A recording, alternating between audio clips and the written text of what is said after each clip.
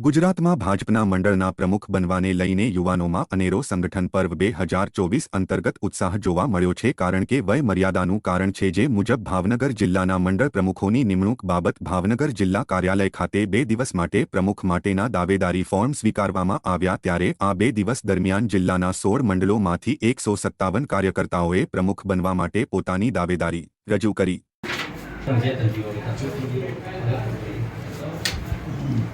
number 2 છે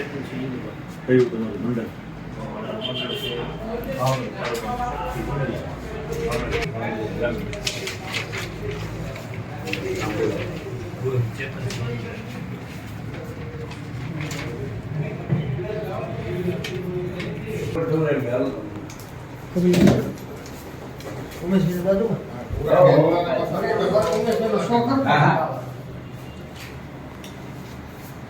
તો કેટલો